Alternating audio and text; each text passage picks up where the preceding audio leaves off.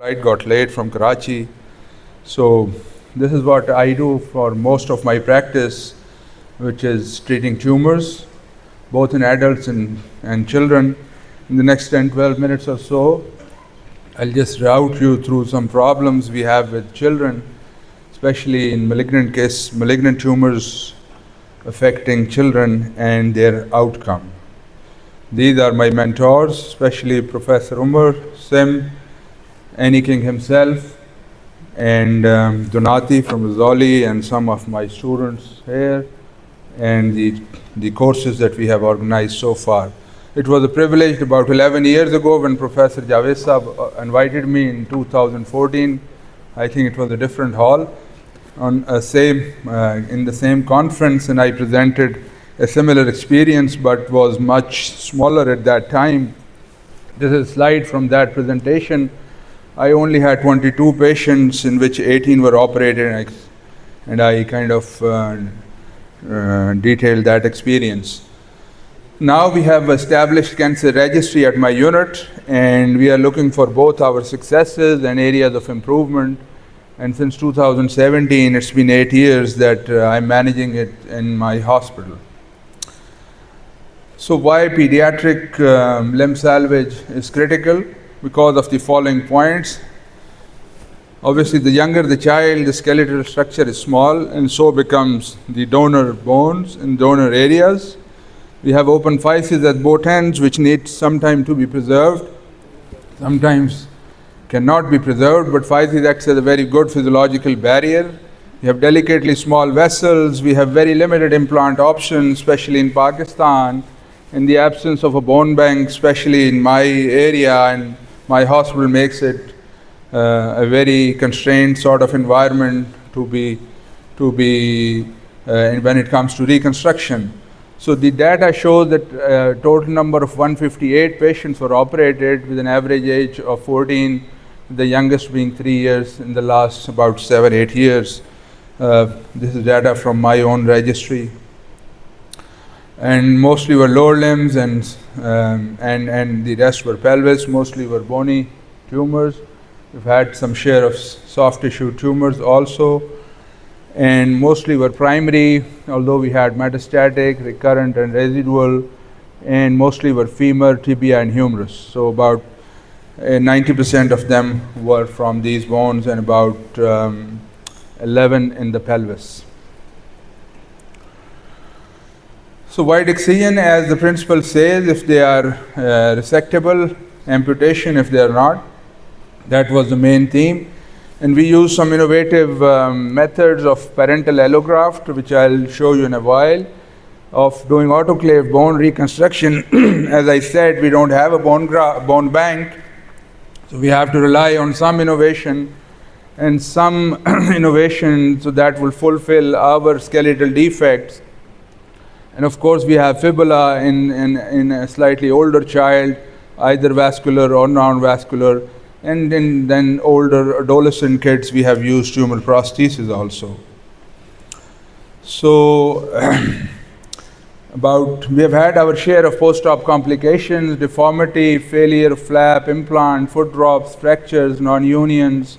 But mostly the highest thing was about 20% of them ended up in some sort of infection, especially when the tumors are big. You raise big flaps, and you do subcutaneous dissection rather than subfacial dissection.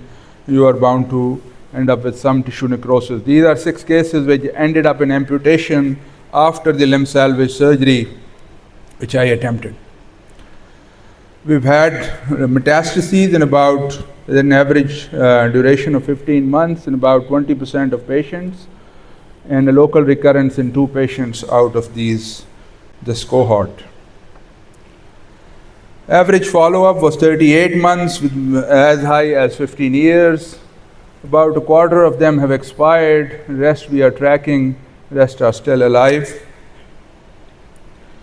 And just to take you through some of my cases to illustrate the problems as well as the solutions we found for them.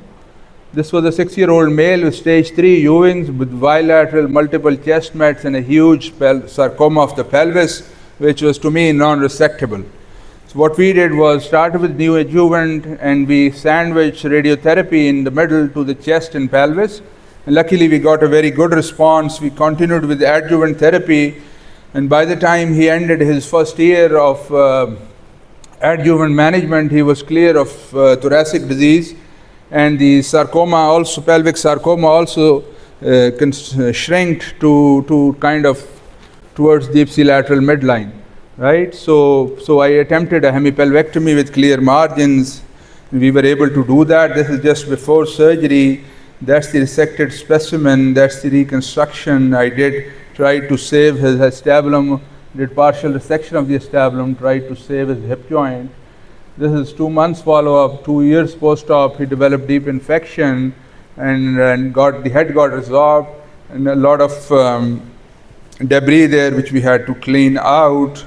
But this was an incidental finding. He fractured his femur while playing football in Turkey, and somebody did plating for that. This is his current 7-year follow-up. This is a video he sent me from Turkey, where he's living right now.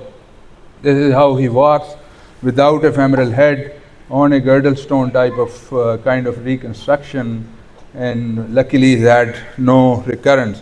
So this is stage 3 Ewings. I have treated about 3 stage 3 Ewings with a similar protocol. This is no protocol actually, deviation from the actual protocol, sandwiching radiotherapy in the middle of chemotherapy and doing surgery at the end if there is residual disease. That's the bottom line. Now, parental fibula, we have harvested parental fibula from parents. Immediately in the next operating room, my team would do that while I'm kind of resecting the tumor. This we published about 10 years ago, our initial experience of doing salvage surgery. An example to illustrate that, a sarcoma which was involving the femoral vessel at the level of the distal third of the thigh. Although there were no metastases, we attempted to reconstruct the vessels along with fresh allograft taken from the father of the patient and fixed with a plate.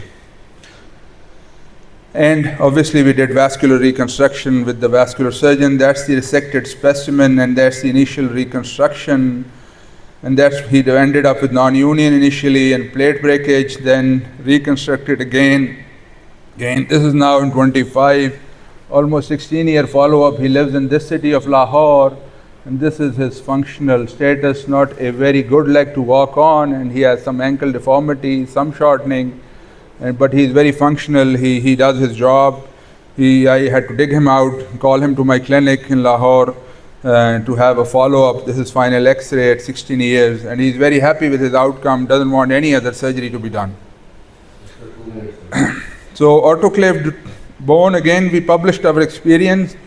We would autoclave the tumor bone at 130 degrees, 8 minutes for pediatrics. This is a case of the proximal tibia where I said the physeal plate acts as a margin, and you do a resection just above the physeal plate. That's the autoclaved bone. You would put it back, and this is vascular fibula parallel to that, and that's the ultimate reconstruction you would do along with the non-vascular fibula from the opposite side to strengthen. He developed chest mets but was resected, and he's doing, this is his 3-year follow-up, doing well. This is a 15-year-old follow-up from another boy from Lahore who had autoclaved tumor bone, mother's fibula, 1 revision of plate, but is doing well now. That's his kind of gait. Another girl who had proximal tibia, again we resected, just wanted to highlight the level of resection. So you should see this is the level of resection, very thin wafer of bone. You have to preserve the patellar tendon, and then I reconstructed with a graft from the iliac crest to build the tibial plateau, and then put the autoclaved bone. That's the follow-up, 4-year follow-up. Upper limb scapulectomy, and that's the functional result. If you do, this is about 7 years, the patient could do some push-ups. And lastly, as a salvage option, one must always keep in mind Von Ness for bigger tumors, which otherwise would end up in amputation, and that's the kind of procedure, surgical technique. You excise the tumor, that's 180-degree rotation and skeletal fixation, and this experience we published also locally. So, in very young patients is very challenging and commonly associated with functional deficits, which I have shown long-term follow-ups, but patients are happy, they have survived their cancers, although they may have shortening, they may have equinus, but they are back to work, they are doing their jobs. Biological options are desirable, which I have shown you some examples. And limb length discrepancy, the younger the child, the greater is the leg length discrepancy. Thank you for your attention.